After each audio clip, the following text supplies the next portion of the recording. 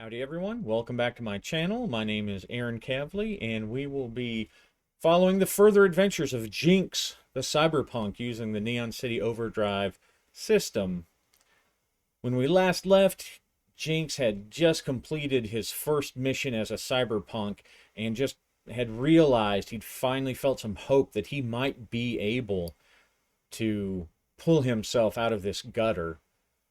He had tried to do the right thing for all these years as he was growing up, trying to hold quote unquote honest jobs, even though he wasn't always so honest, but he was trying to do the best he could, and finally he's sick of it.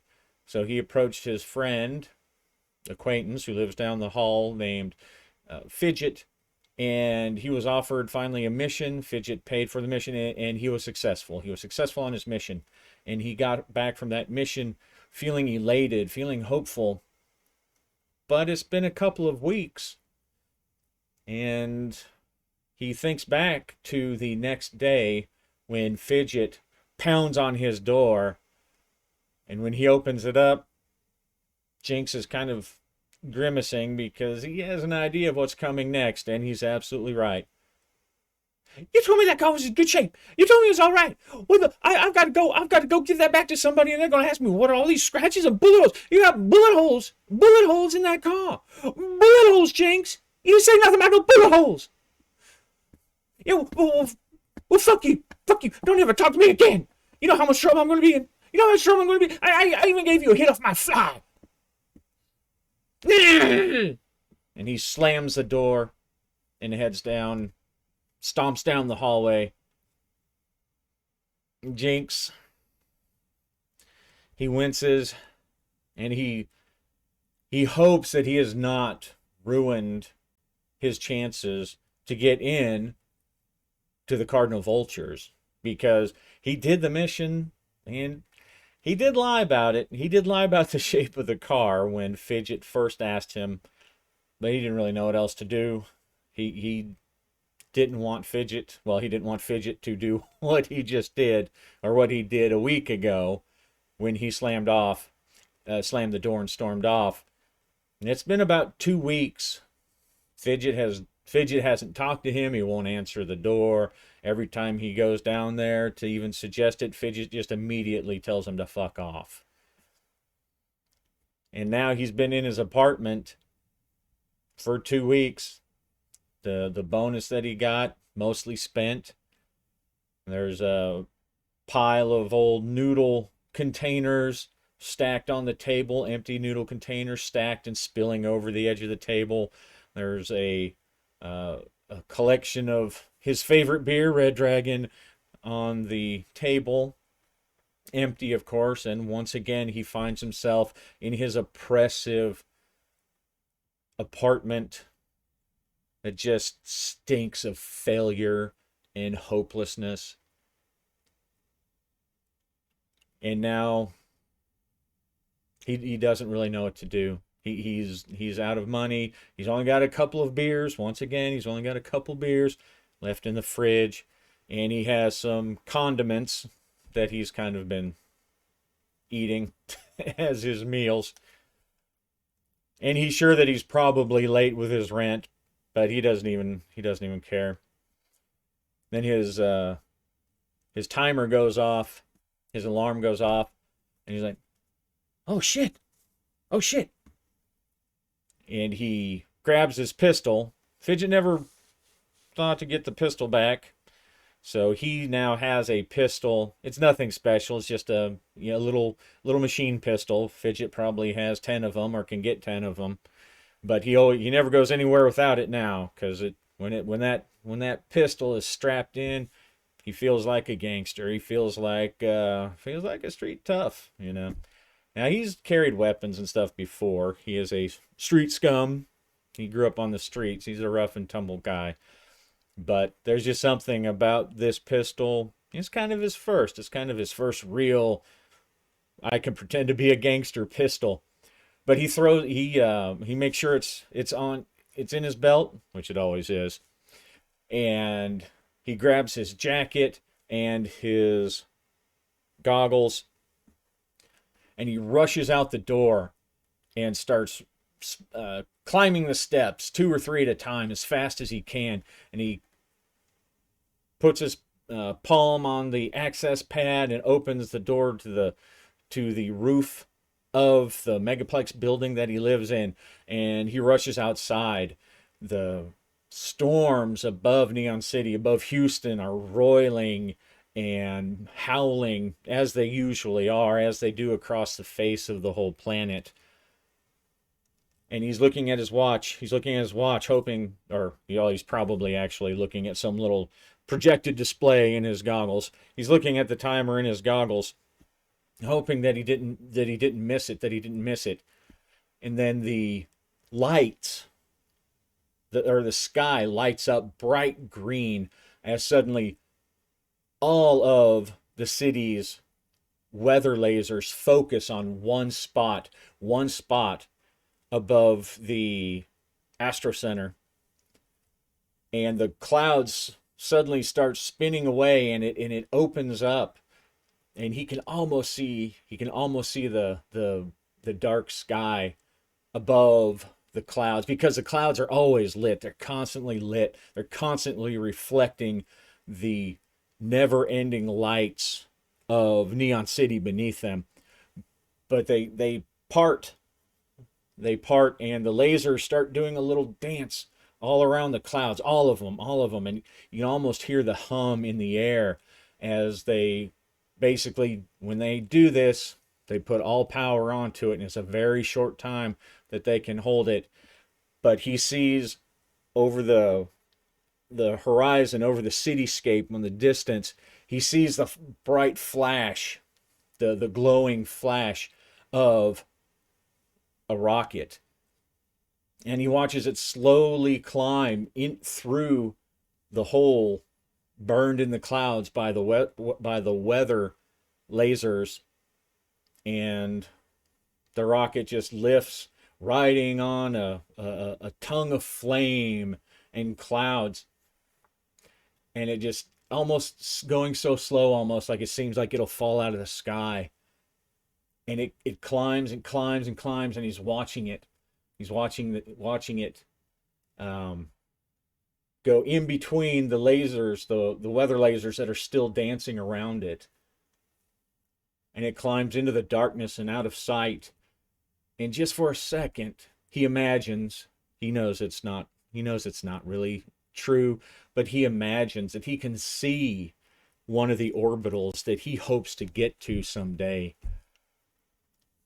And he activates a celestial navigation program. It's a free one from the city. It's cheap and it's crappy, but it puts an overlay, like a VR overlay or an augmented reality overlay, wherever he's looking, and it highlights the constellations and the planets, and it highlights the series of orbitals where the rich and the wealthy, where the elites of the world live and look down on the ruined planet from their luxurious space accommodations.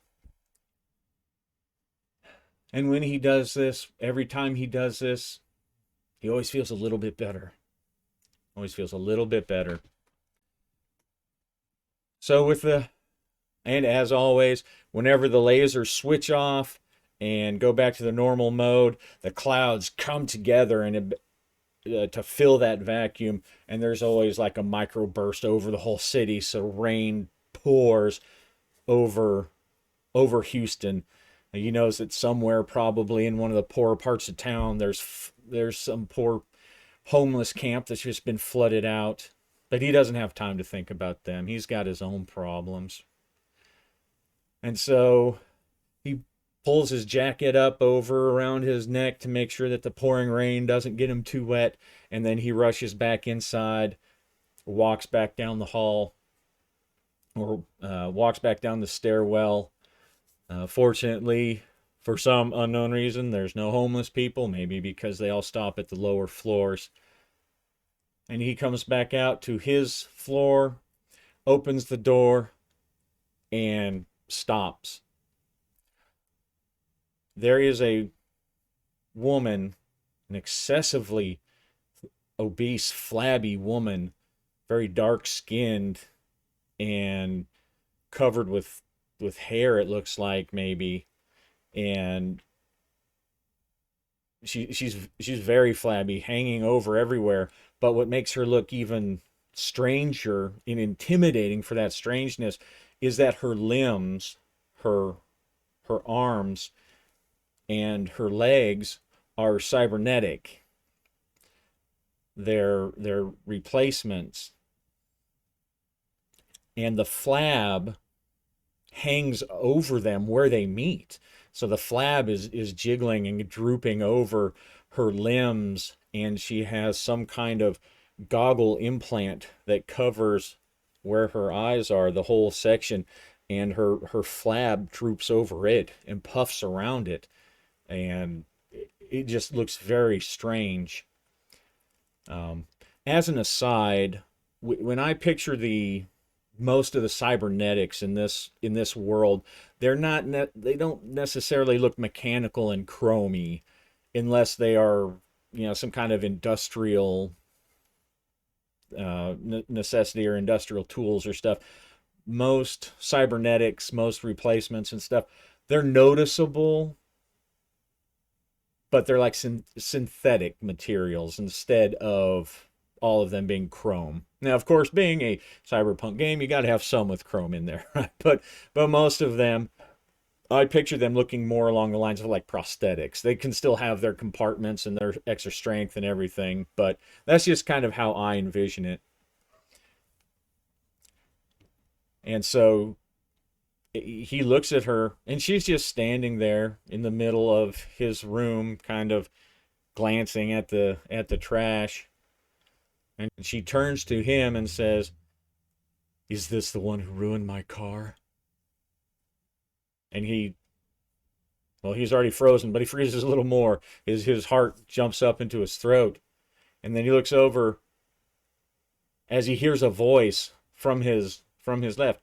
"That's right, that's him. He's the one that did it. He's the one that did it." And he looks and he sees Fidget over there, and he's just got the satisfied, shit-eating grin. "That's right. He's the one. I told him not to. I told him not to."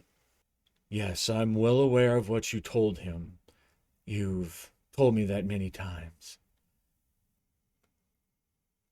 She looks around again at the trash on the floor, the unkempt apartment, and then eyes Jinx, or at least he gets the feeling that she's eyeing him up and down, but she's got these mechanical eyes, and her eyes look more like lenses, and so he can't really see her pupils moving up and down like you would normally see somebody who's eyeing someone up and down. And he feels a little nervous because who knows what kind of sensor she's got in there. Some kind of heat sensors or blood flow sensors, capillary constriction sensors they use to tell if someone's lying. Infrared, is she staring at the heat of his crotch? He doesn't know, but he doesn't like the idea, and she's very intimidating, not only because of her looks, but because of her attitude. She looks completely helpless, even almost harmless with as obese as she and awkward as she looks, but she has an air about her like she could just run over there and open him up like a Christmas turkey or Christmas tofurkey maybe in the future, right? So she's looking at him. He's really Jinx is deciding really that kind of the best thing right now is just silence, just to not say anything and to let her carry on because obviously she's here for something.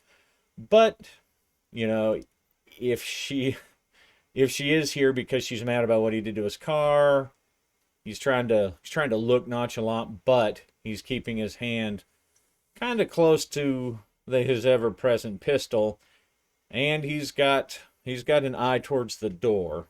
He doesn't really want to get in a shootout in his apartment, and even though uh, Fidget has not been particularly open to him lately, he doesn't really want to shoot Fidget either, trying to get out. Uh, So he just stands there wondering exactly what the fuck is going on.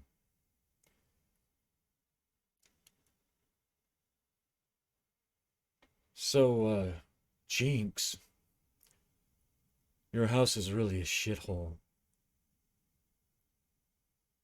You should you should clean up after yourself. Have a little dignity,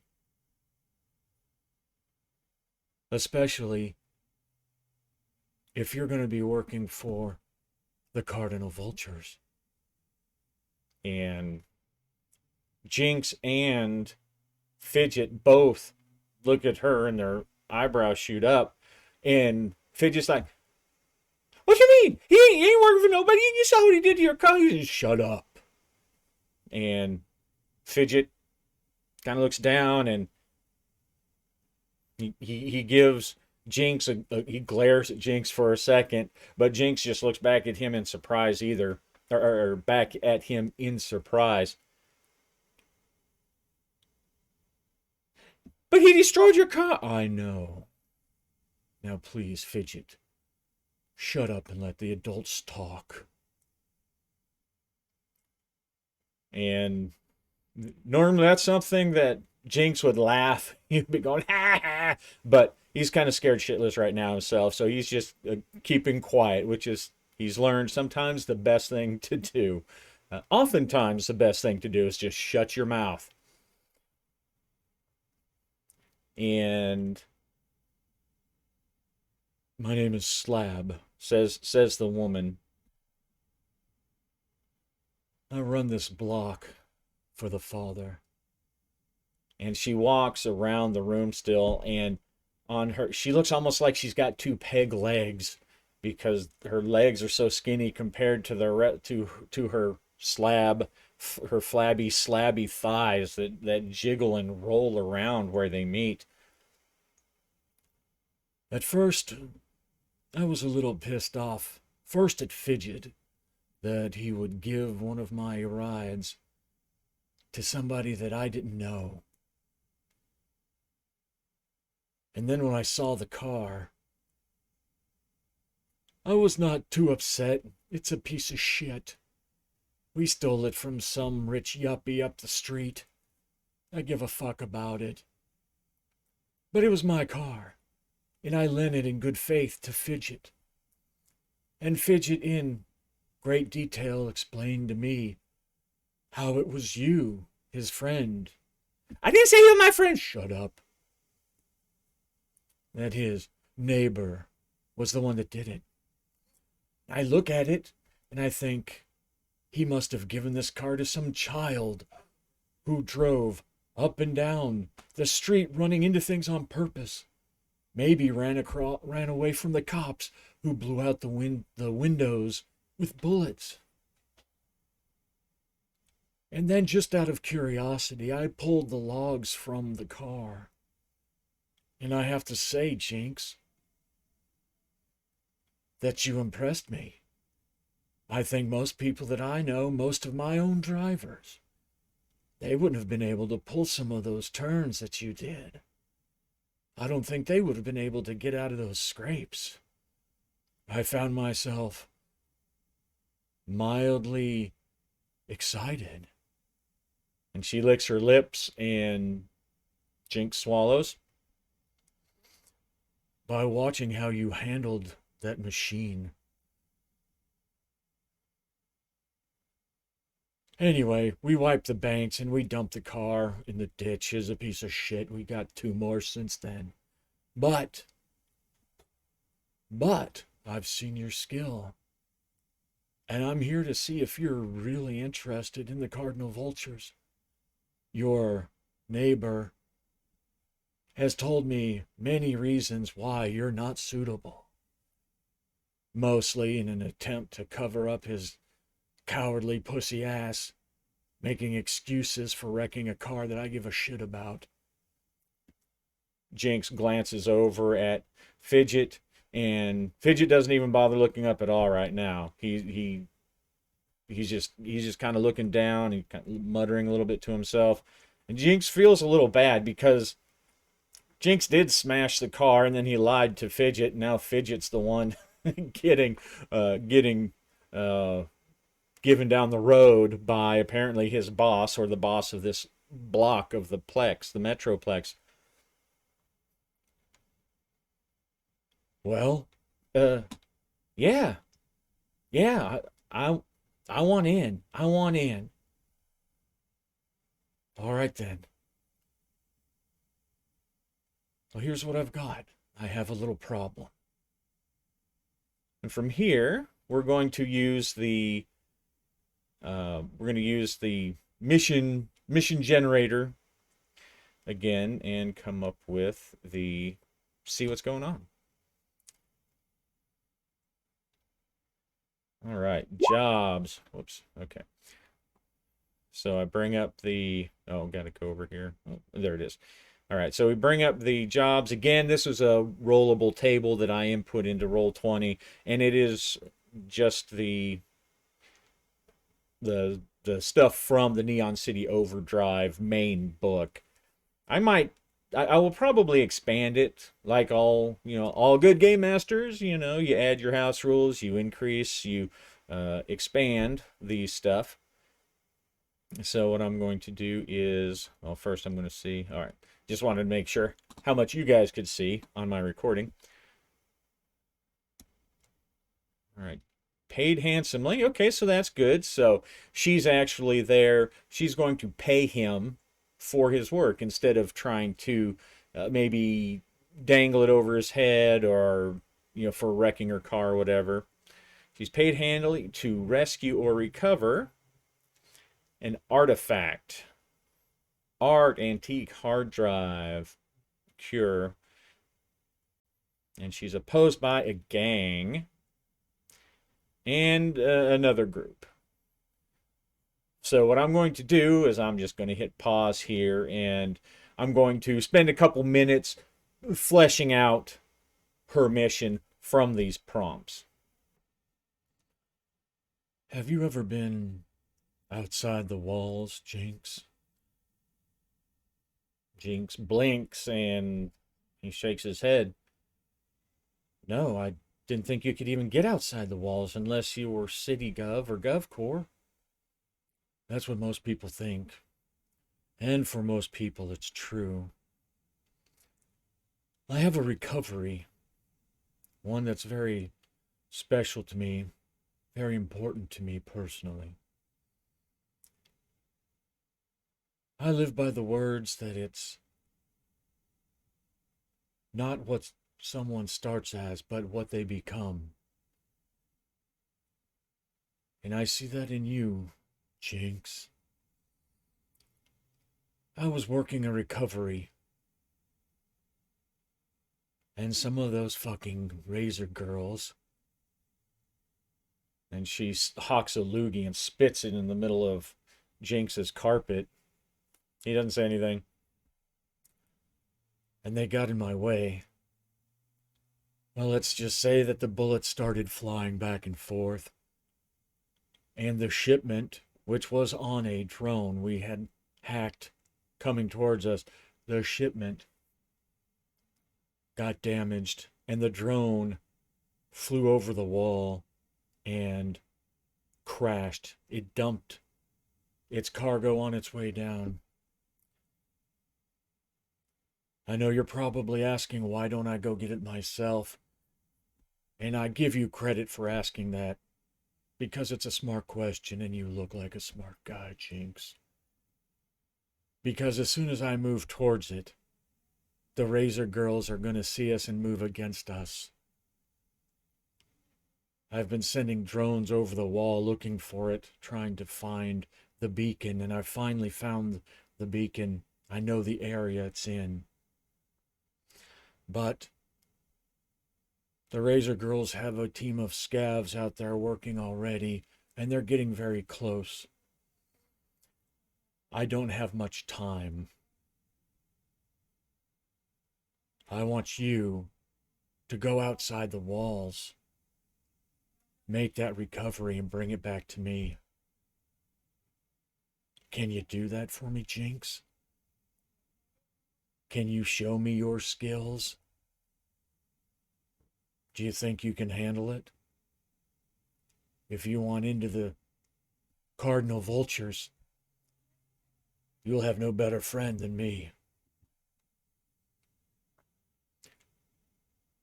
Well, Jinx, he's never been outside the walls. All he knows about, like most of the people in the city, the only thing he knows about the outside of the walls is that it's storm strewn, that it's completely covered, constant deluges and tornadoes and microbursts.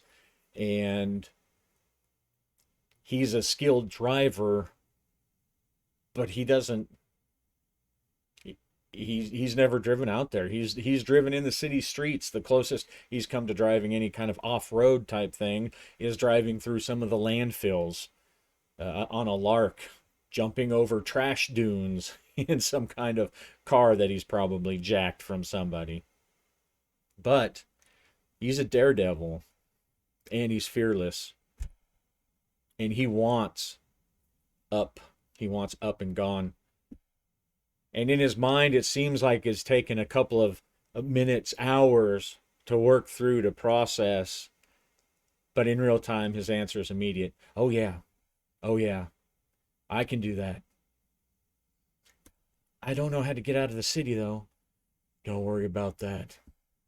I can get you out of the city. Tell me what you need. Take your time. And she turns her back on him, goes to his fridge, opens it up, says, "Ah, I love Red Dragon. Can I have one?" And she reaches in with her. She doesn't. She doesn't wait for a response, and she pops the lid, sits down, doesn't even care that she's sitting on trash. She sits down on the couch, which protests a little bit under her weight, her body weight, and she's drinking. And Jinx looks over at Fidget just in time to see Fidget kind of glare at him. But then he looks away as soon as he notices that that Slab is looking at him. And so he's just sitting there. He's not doing anything. Well, let's see. It's going to be outside the walls. And they just launched. So it's going to be wet. There's going to be a lot of water out there. I'm definitely going to need something. I'm going to need something that's like all terrain. I'm going to need like one of those rover buggies, one of those rover racers or something. Yes, I need one of those Outland racers. I've heard of them. I've never driven one, but I can drive you. I can drive it, I assure you. And so we're going to go to, I'm going to try to, for his special gear, let me get up his character sheet. All right, so for his special gear, I'm just going to jot it down here. So he wants a racing buggy, and it's going to have to be like all terrain wheels, all terrain vehicle kind of thing. It's going to have to be tough because the storm is out there, and it's going to want it to be sealed, so that if in case he gets caught in a flash flood or something like that. Let's see, so the tough, I'm going to say the tough might include also maybe some kind of light armor, but mostly so that it can get busted away. So because he's dealing with a bigger guy, I'm going to go ahead and give him the full 4 rolls that you get for special gear. So the racing buggy, it's got 3 tags. Okay, so he didn't get it, but he really wants it. He needs something that'll go out there. God bless. Hmm. All right. You know what? Surely he's got to make it. Okay. Finally. So he wasted three of his rolls. And it's not really a wasting. Think of it more as the story. This is, even though she's a boss, she has limited resources too. And because he might have to get out in this, he thinks his pistol's probably going to be enough. He's not looking to get, into some kind of big gunfight or anything. That's not really his thing. But some kind of like severe weather gear, something that will protect him from, the weather and the storms outside. So we'll say like we'll say an environmental suit. That's what he's got. Not suite, but suit. And we'll we'll say that it's armored. We'll make it tough as well, or durable. How about that? We'll use its tag of durable, which may help in some kind of fight, but is mostly going to be if he has to face a challenge related to the weather. So this will be his fourth roll, and yeah. Okay. So he's got that.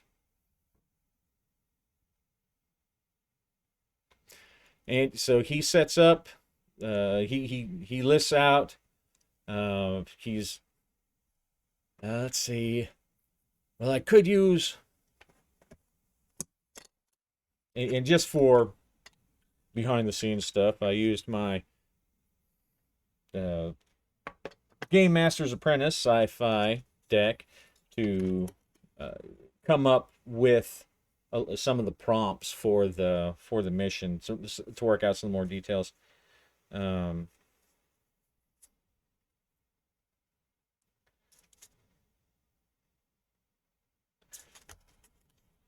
yeah, so I could use a Kiro rover. I think that's what they're called. A Kiro rover. They shouldn't be too hard to get, right? I mean, I of course don't know what you can get, but those ones aren't too exotic, I don't think. And Slab rubs one of her chins. I can get one of those. I think I got exactly what you need. All right, Fidget, I want you to bring him over to my warehouse in 30 minutes. Make it quick. Oh, and a suit, something to keep me from the weather. I've never been outside the walls. I've never been outside the walls either, but I think I've got something for you. And she gets up, the couch kind of creaks, and she walks out. 45 minutes, Fidget. And don't fuck with him. Keep your little comments to yourself. If he's not there and I find out it's because you are fucking with him. She does this. Her multiple chins jiggle as she finishes the motion. And she heads out. Look, Fidget, I'm sorry. I wasn't trying to get you in any kind of trouble or anything, really.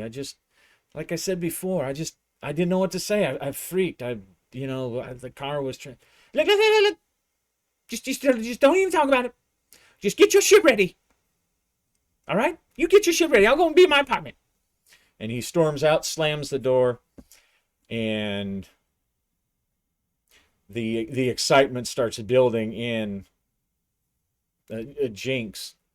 He's it's completely new. He's never driven outside before. The number of people that he knows that has is very small, and they're all either lying. He thinks most of them are lying who've made that claim, or they work for GovCorps or something like that. So he gets what he can. He guzzles down guzzles down his last beer in case someone wants to come in and try to drink it.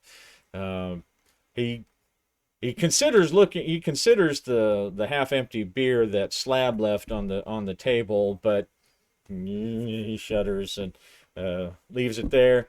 He makes sure that he's got plenty of ammo, and he's got his driving goggles, and he puts on what he can. He puts on something to keep his marvelous hair in place, and then he's ready to go. He doesn't want to be late, especially if he's supposed to be in some kind of race of time. Okay. In fact, she probably would have told him immediately, get ready, and she'll meet Fidget there. So, um, Jinx goes down, pounds on Fidget's door. Fidget opens the door, doesn't even say anything, just kind of turns his nose up out and walks out, walks towards the elevator. And the trek there, Jinx the walk they get down the elevator. Jinx himself doesn't prefer the elevator, but he's following Fidget. Fidget doesn't say anything to him even after Jinx has tried to make conversation. He's tried to apologize a couple times because he's now realized that Fidget's shoe gum on the bottom of of the CV's shoe. He's just marginally involved, but he still doesn't want to burn any bridges. And for everything else, even if he was kind of a dick today, sounds like he was trying to stab him in the back. Fidget did give him his first step into the gang that he wants to be a member of. So he just follows along, and after a short walk through the crowded Neon City streets, he gets to this warehouse. There's a couple of heavies wearing the long black cloaks and the collars that the gang likes to stylize themselves after. They just nod the two in. They walk by, and the warehouse is full of, once they walk through some uh, corridors with appropriately dim and blinking lights, like a good sci-fi or a good cyberpunk setting should have.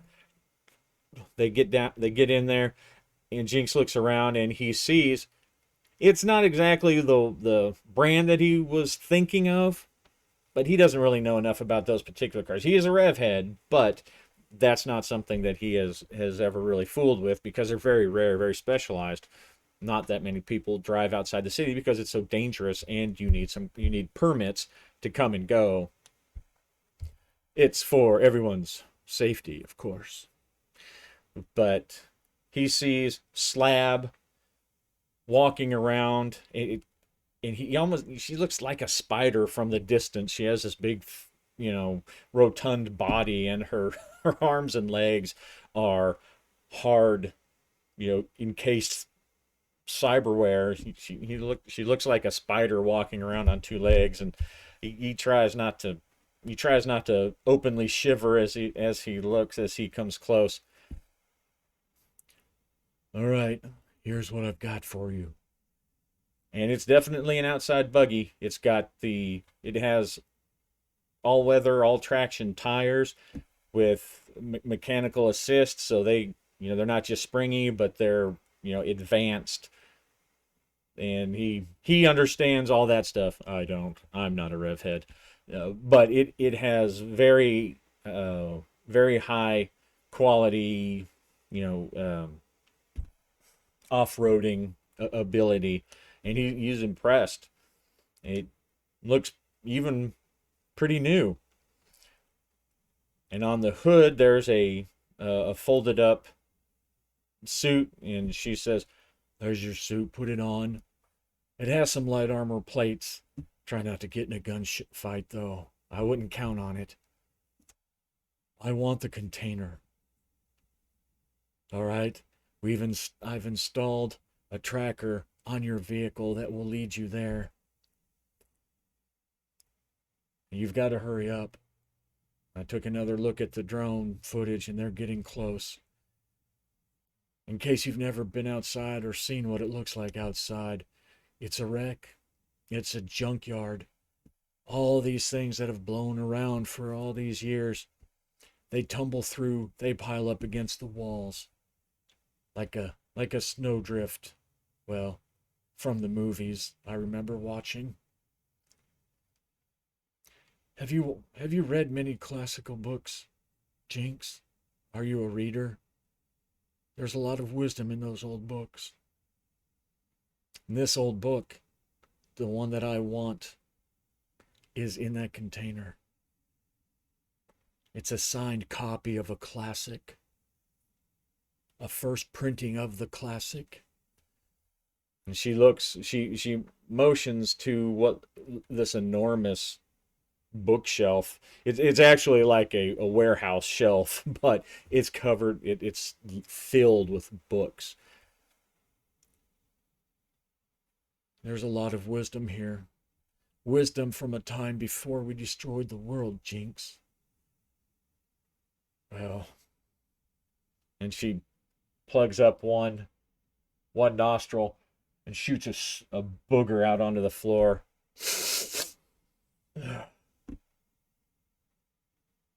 Good luck. I've programmed your navigator to a little secret hole in the walls that we know about. Now, hurry the fuck up. Get your damn clothes on and get in the car. Go. This is your chance to really impress me and to earn a good bit of credit. And so he says, he doesn't even say anything. He just gives her like a little, pops a little salute and unfolds the suit. It's kind of a camo pattern, so it looks like maybe it's some kind of surplus military environmental suit of some kind. And it has it does have like a helmet kind of thing, so it does, but it's more like a gas mask kind of thing with the big goggles. But it does give him full coverage. He's not exactly sure if it would help him against some kind of chemical attack, but it looks pretty sturdy. It looks in good shape, and he does feel very few some light plates that are integral to it that are obviously supposed to act as some kind of body armor, but they are kind of small, and he doesn't want to get shot anyway. So he puts it on. He doesn't attach the face yet because it bothers him to be over his face unless he needs to. So he leaves the mask kind of dangling to the side where he can snap it back when he needs to. He hops in. The car auto adjusts to his size, and it's more of a traditional type vehicle. So it has a steering wheel, and it has the onboard computer with the normal like sort of immediate array, because being the future, most of these cars that are modern at all have some kind of display panel that gives warning and detects things, a very simple sensor suite around. And this one actually looks like it has a path detector. So he revs it up, turns it, waits for all the lights to come to life. The system boot checks. He hits the navigator, and it gives him the arrow and the directions. Slab connects to him through the grid, sends a comms message. I'll be watching, and I'll be in constant communication. Like you said, the storm is getting very bad. I don't know that I will I don't know how long the drone we have will be able to stay and help.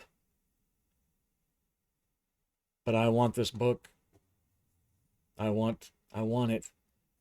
So you listen to me, okay? You got it. You got it, boss. Now hurry the fuck up. And so he takes off. One of the warehouse garage doors opens up, and he weaves his way through, and he takes off into the city traffic. And he's revving through the traffic, following. He's trying not to. Obviously, he doesn't. He's going fast as he can. Fast, almost. Some people might consider it reckless, but he's a good enough driver that he knows how to weave in and out, and he's using the time to kind of feel out how the vehicle behaves. And it leads him down into the navigator looks like it's leading him to drive off a bridge, but he follows it, and what it does is it leads him down this almost hard to see path into an old sewer tunnel that leads under the city. What they call the tubes, these old tubes underneath the city, and it leads him to what looks like some kind of maintenance floodgate. And as he approaches, the gate pops open, and immediately water starts flooding in, and the car swerves, and he's able to compensate, and wind is blowing all over the windshield, and it automatically switches to a digital rendering mode, and it's using that because the rain is so heavy. So it has a digital rendering of what it sees, almost like a 3D version of what's in front of the car. And for the first time in his life, he's going outside the city, and as he breaches that wall, he's just got this huge shit-eating grin on his face. This is tapping into that daredevil of his, and he's elated. He's not fearful at all. He thought he would be, but he's just excited. And he bursts out of the city and into this massive storm. Winds immediately buffet him around. And he just says, "Let's do this." And we'll call it there. It's about 50 minutes. Good stopping point. Hope you enjoyed the further adventures of Jinx the Cyberpunk. Happy gaming.